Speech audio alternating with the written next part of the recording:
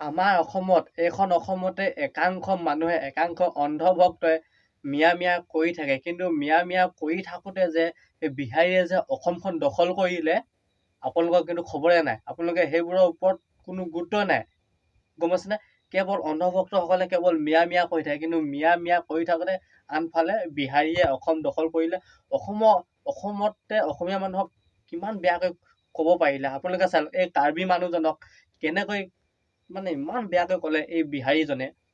এই বিহাৰীবোৰে চাওক, বাংলাদেশৰ যেনেকৈ ঘটনা কৰিছে অসমতো তেনেকুৱাকৈ অসমীয়া মানুহক ঘটনা কৰিম বুলি কৈছে।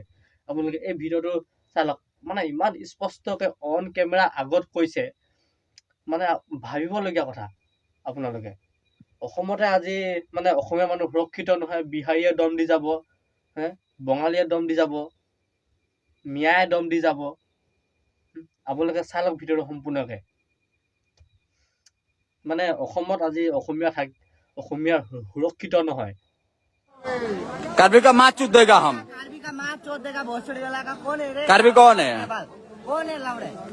कार्बी में बाप का जूझ है। उसका माँ का चोद देगा। मादर चोद लोग जाके बिहार में रहता है, हम लोग कुछ बोलता है क्या? बैंक चोद लोगों को हम लोग को बोलता है कभी कभी बोलता है मादर चोद लोगों को। मादर चोद को मारेगा, लावड़े लोग को पेल देगा, भोसड़ी वाला को पेल देगा। उसका बात बोलेगा, उसका बात ही मादर चोद आसाम में है तो इसका मतलब तुम लोग ये करेगा? हाँ, तुम लोग का कुछ जरा एग्री हो गया। मादर चोद लोग खाली बिहारी टारगेट, खाली बिहारी टारगेट। और मादा चोद लोग दम है ना जो अभी बांग्लादेश में हुआ है ना, लंगा एक सेकंड जो बांग्लादेश में जो हुआ है ना, लंगा का जिसको मारा है ना, दम है ना, तो उसका तुम लोग घर में उठारो, ठीक है ना? मादा चोद इधर दिखाओ भाई, इधर दिखाओ। भोसड़ी वाले एकला लग जाओ, भोसड़ी वाला मादर चोद। तुम लावड़ा लोग दूसरा के घर पे जाके लावड़ा तोड़ फोड़ करता है भोसड़ी वाला। अरे तू बस संगे रहेगा और ये मत अजय जय श्री राम कार्बी मादा चोद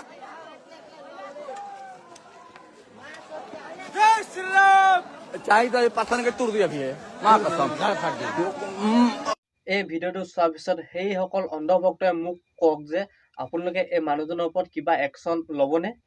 অসমীয়া মানুহক যে ইমান বেয়াকৈ কৈছে এই বিহাৰীজনে, অসমতে থাকি অসমৰে খাই আৰু অসমীয়া মানুহকে অত্যাচাৰ কৰিছে। মেইন ৰাস্তাত মানে ইমান বেয়াকৈ ক'ব পাৰিছে অসমৰ মানুহজনক। মানে আজিৰ দিনত কি হৈছে, অসমতে অসমীয়া সুৰক্ষিত নহয়, অসমত বাংলাদেশী সুৰক্ষিত, অসমত বিহাৰী বঙালী মাৰোৱাৰী এইবিলাক সুৰক্ষিত হৈ আছে, কিন্তু অসমীয়া সুৰক্ষিত নহয় এইখন অসমত। কাৰণটো কিয় আপোনালোকে ভাবি চাওকচোন, কি কাৰণত অসমত অসমীয়া সুৰক্ষিত নহয়?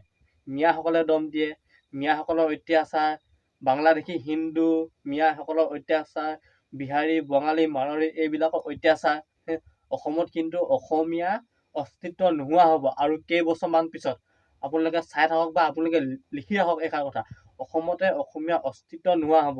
অসমত মিয়া দাদাগিৰি চলিব, বিহাৰী বঙালী এইবিলাকৰ দাদাগিৰি চলিবলৈ আৰম্ভ হৈছে বৰ্তমান সময়ত। কিন্তু অসমত কিয় অসমীয়া সুৰক্ষিত নহয়, এইটো এটা ডাঙৰ প্ৰশ্নবোধক চিন। আৰু যে আপোনালোকে যে মিয়া মিয়া কৰি থাকে, 1500 টকীয়া অন্ধভক্তবোৰে যে মিয়া মিয়া কৰি থাকে, আপোনালোকে মিয়া মিয়া কৰা বাদ দিয়ক, অসমৰ পৰা অনা অসমীয়াক খেদাৰ ব্যৱস্থা কৰক। আপোনালোকে এনেই মিয়া মিয়া বুলি চিঞৰি নাথাকিব, মিয়া মিয়া চিঞৰি একো লাভ নাই। অসমত মিয়াও থাকিব নালাগে, বিহাৰী বঙালী অনা অসমীয়া কোনো থাকিবই নালাগে, গম পাইছেনে? অসমত কেৱল অসমীয়া আৰু অসমীয়া আধিপত্যই চলিব। কিন্তু বৰ্তমান সময়ত এইবিলাক নোহোৱা হৈছে, অসমত অসমীয়া আধিপত্য নোহোৱা হৈছে, অসমত অসমীয়া অস্তিত্ব নোহোৱা হৈছে। বিহাৰী মাৰোৱাৰী বঙালী মিয়া এইবিলাকে আহি অসমীয়া মূৰত ৰাম টাঙোন দি যায়, কিন্তু আমাৰ একাংশ অন্ধভক্তই অকল মিয়া মিয়া কৰি থাকে। আৰু যিসকল নেকি উচতাই দিয়ে, যিসকল নেকি ৰাজনীতি কৰা মানুহে উচতাই দিয়ে, বাপৰে সেইসকলো কিন্তু কমতি নহয়। अरे माजी मैं आ रहा हूँ, पहले मैं ब्रिज तो खाली करा दूँ। मैं कुछ नहीं खाया अभी तक। माजी को यहाँ बैठाओ, मैं आता हूँ। माजी मैं आ रहा हूँ देखने के लिए चलिए। अरे माजी मैं आ रहा हूँ, मैं बोला ना मैं आ रहा हूँ, आप बैठो आराम से। मैं यहीं आ रहा हूँ, मैं कल रात से यहीं हूँ, आपको पहली बार देखा है मैंने। मैं आपके साथ बात कर रहा हूँ। कुछ भी नहीं है मेरा कुछ। अरे मैं माजी आ रहा हूँ, चलो आ रहा हूँ माँ जी, मैं अभी যদি সম্ভৱ হয় আমি আৰক্ষী সঞ্চালক প্ৰধানৰ সৈতে কথা পাতিবলৈ চেষ্টা কৰিম। चलो इधर से, मुझे काम करने दो मेरा। হয় মই দৃশ্য দেখুৱাইছোঁ বৰ্তমান সময়ত তেওঁ দলংখনৰ ওপৰত যিসকল প্ৰতিবাদকাৰী আছে তেওঁলোকক তাৰ পৰা খালী কৰিবলৈ নিৰ্দেশ দিছে, সকলোকে তেওঁ নিৰ্দেশ দিছে। আনহাতে সংবাদ মাধ্যমকো তেওঁ আহ্বান জনাইছে যে কোনো যাতে তেওঁলোকৰ কামত বাধা আৰোপ নকৰে। অৰ্থাৎ আমি দৃশ্যসমূহ দেখুৱাই গৈছোঁ, তেওঁলোকে সহযোগিতা বিচাৰিছে, আৰক্ষীয়েও সহযোগিতা বিচাৰিছে। বৰ্তমান সময়ত আমাক সেই জানলৈ যোৱালৈ আৰক্ষীয়ে বাধা আৰোপ কৰিছে। আমি ইয়াৰ পৰাই সেই দৃশ্যপট দেখুৱাই যাম। ইয়াৰ পৰা তেওঁ বাধা আৰোপ কৰিছে যিহেতু আমি ইয়াৰ পৰা সেই দৃশ্য দেখুৱাই যাম। কিন্তু সন্মুখৰ ভাগত মই দেখুৱাইছোঁ এইসকল লোক অনাকাৰ্বী লোক আজিৰ দিনটো তেওঁলোকে প্ৰতিবাদ সাব্যস্ত কৰিছে। বৰ্তমান সময়ত দেখুৱাইছোঁ মই সকলোৰে হাতত লাঠি, সকলোৰে হাতত বাটাম আছে, কাৰোবাৰ হাতত ৰড আছে। তেওঁলোক এনেদৰে আজিৰ দিনটোত ওলাই আহিছে, প্ৰতিবাদত লিপ্ত হৈছে। তেওঁলোকে আৰক্ষীৰ যি ভাষ্য সেই ভাষ্যত তেওঁলোকে সন্তুষ্ট হোৱা নাই, তেওঁলোকে আশ্বাস পোৱা নাই, আৰু যাৰ বাবেই আজিৰ দিনটোত তেওঁলোকে এনেদৰে প্ৰতিবাদত লিপ্ত হৈছে। আৰু আৰক্ষীয়েও এই স্থানৰ পৰা তেওঁলোকে সংবাদ মাধ্যমৰ লোকে প্ৰৱেশ কৰাত বাধা আৰোপ কৰিছে।